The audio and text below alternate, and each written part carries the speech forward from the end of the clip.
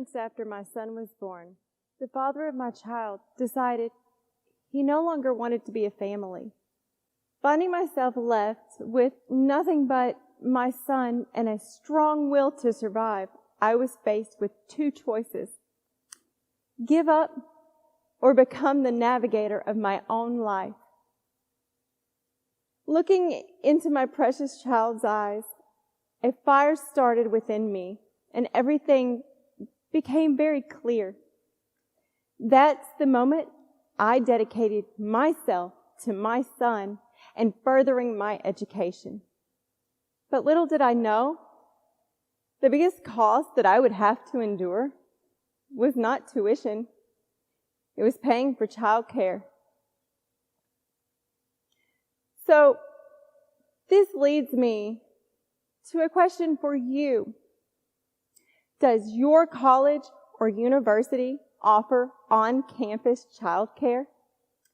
According to the Institute for Women's Policy Research, also known as IWPR, in the United States, an average of 900 students per campus are parents. And an average of 500 of those students are single parents, just like me. While that may seem like a small number, the truth is that so many more of us would go to college if we had support. In fact, over the last decade, almost 3 times as many student parents dropped out when compared to non-student parents. Imagine how many of us never enroll in the first place. While the number of student parents has grown by over 1 million people in the last 25 years, the number of on-campus childcare facilities has fallen in 36 states. Mostly the same places seeing the largest increase in student parents. Nationwide, less than half of colleges and universities currently provide on-campus childcare. For example, I'm giving this talk in the great state of Arkansas, which ranks 46th in terms of on-campus childcare, only offering it at 21% of its colleges and universities. Matter of fact, this campus isn't one of them. Now, you may be asking yourself, why can't student parents just pay for childcare themselves? Honestly, if we could, I wouldn't have to be here speaking with you today. But our need for support significantly outweighs my fear of public speaking. A study by Eastern Michigan University illustrates our financial situation by indicating more than 8 out of 10 single-parent students, regardless of family size, live on less than $1,600 a month. And 1 out of 3 make less than $800 per month. According to the nonprofit Child Care Aware, the cost of childcare is more expensive than in-state tuition in about 30 states. Just to illustrate this point, it can cost over $17,000 per year for childcare per child. Wait, isn't that the federal poverty guideline for a family of 2? No wonder student parents have a higher student loan debt than non-parent students. You see, the majority of single-parent students are low income and lack support from our colleges and universities. Because of this, we are forced to take out student loans just to pay for childcare. Sadly, even with student loans, some single-parent students have no choice but to send their children to unqualified caregivers. Now, can you imagine trying to focus in class while you are worried about your child's well-being? Recently, the child care center my son has attended for the past 3 years was sold And the new owners increased my monthly rate from $250 to $540 with very little notice. I was given only 1 week to decide if I could pay this new rate, which is more than 2/3 of my monthly income. Now that you are completely aware of the situation, you should know single mothers struggle the most. And I'm not just saying that because I am a single mother. Seriously, our debt is 3 times higher than non-student parents. 13% of parents are placed on academic probation. 34% will withdraw from at least one class. 50% will fail to complete an assignment. 57 of us will miss class, causing our grades to suffer. And 81% of us will lack adequate study time. Just to prove my point, here is a picture of my study time. Research from Princeton University shows only 33% of single-parent students will complete a degree within 10 years. What happens then? Well, like all students, in order to repay our student loans, we need a good-paying job. But how can we get there? Truth be told, we can't. Our attempts at investing in ourselves to climb out of a poverty-stricken version of Dante's Inferno backfires, and we end up falling much deeper into that inferno. This is a key reason why we need the support of our colleges and universities. Currently, the Child Care Access Means Parents in School program, or campus, and the Child Care Development Block Grant, CDBG, are 2 programs the government is using as a Band-Aid to solve this problem. Although both programs are available in all states, campus is woefully underfunded.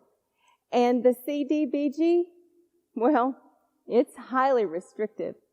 Obviously, our current government-funded programs are not enough. But before discussing possible solutions, we must consider the fundamental requirements of on-campus child care centers. All student parents need available child care for children of all ages. And in order to accommodate all student parent schedules and allow for study time, these centers must be open early in the morning and stay open until late at night and be open on weekends. I cannot stress this enough. We need these child care centers to be on campus. Allow me to put this into perspective. Before pursuing my current degree, I was in nursing school.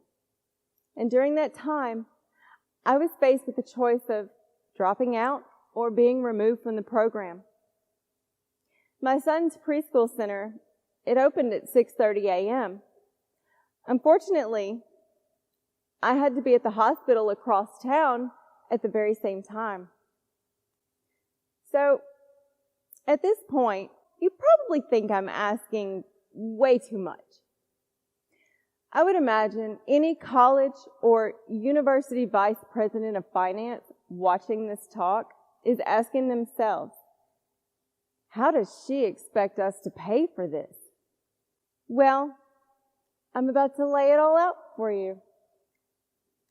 Where will colleges and universities find and pay staff for on-campus child care centers? That's simple. Follow the lead of a few schools that already have these facilities. Require elementary education majors to use some of the student teaching hours in the child care centers. And if we need to pay for this expense, make it an optional fee like parking so we can use our grants and scholarships. Some campuses may be able to retrofit existing buildings. However, others will have to build new ones. Now, I won't lie, this isn't going to be a cheap endeavor, but consider the type of foundation that is being laid in that building. There is no other place in this country where a child can go to school with a parent and learn while they are learning too. There once was a time when college students shared smelly dorms the size of walk-in closets, used gross community bathrooms with showers, and exercised in damp basements that smelled like vomit and body odor. Now, campuses are equipped with residence halls for traditional students that resemble upscale apartments, and world-class fitness centers equipped with rock walls, lazy rivers, and tanning beds. To the college and university administrators who are listening to me, you are spending millions of dollars on extravagant facilities, and at the same time, you are closing child care centers. So, I have to ask you, which type of student are you trying to attract? Everyone, please take a moment and ask yourself, are high school seniors worth more than single parents and their children?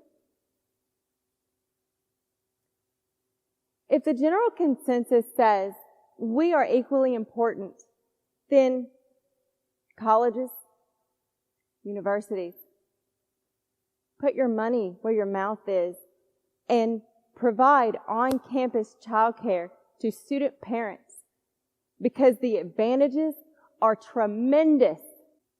Most importantly, it benefits society. Remember when I told you how many student parents live below the poverty line? Adults with higher education are significantly less likely to be low income, which is especially helpful for women because their earnings increase dramatically with each year of college completion. Imagine what would happen to the economy if millions of people were able to lift themselves out of poverty because they graduated college. Now, it also benefits post-secondary institutions. Student parents with on-campus childcare are more likely to return to school the following year and are 3 times more likely to complete a bachelor's degree on time than those without, thus boosting retention rates. Now, for parents, it simplifies our daily routine and decreases stress. We will spend less time and money commuting to and from campus and child care centers. As a result, we won't have to bring our children to class, or worse, miss an exam because we can't find a sitter. Nor will we have to worry about our children being in the hands of unqualified caregivers. Now, the most exciting part of this, it benefits our children. Did you know a mother's education is the predictor of her children's educational attainment? We all know children in child care centers run by education departments receive the newest teaching techniques, which means our future generation will be better educated, better prepared, and more likely to attend college. Now, if I had a magic wand, these problems would be fixed overnight, and I most definitely would be graduating tomorrow. Unfortunately, just like everyone else in the world, I don't. So, what can we do before these changes are made? Individually, we can write our legislators, university presidents, and alumni associations. Together, we can build a support system. This support system involves extending our family to include friends, other parents in similar situations, professors, community organizations, and advocacy groups. Above all else, we, as student parents, single or married, have to realize and accept that it is okay to ask for help because no one ever accomplished anything by themselves. We all need each other at some point. And when I finally realized and accepted it was okay to ask for help, I was blessed with a superhero support system. And over the past couple of years, they've become like a family to me and my son. Now, let me tell you a little about my Pooh Bear. Little does he know, he is my reason for everything. He is the reason I am here today, conquering my fear of public speaking. He is the reason I decided to go back to school after 10 years, even though I am disabled. He is the reason I spend so many days and sleepless nights reading textbooks that need a translator and writing papers until my fingers are sore. He watches and learns with me as I work on assignments. And I know one day he will watch this talk. Remember when I said he is my reason for everything? Well, he's also my biggest motivator in life because I know wholeheartedly my goal of completing my bachelor's degree and a master's in social work will make his life better. But I need help to get us there. And this is a commonality I share with other single parents in the very same situation. As the old saying goes, it takes a village to raise a child. At the beginning of this talk, I asked you one question. Now, I'd like to finish by asking just one more. Shouldn't your college or university be a part of that village? Thank you.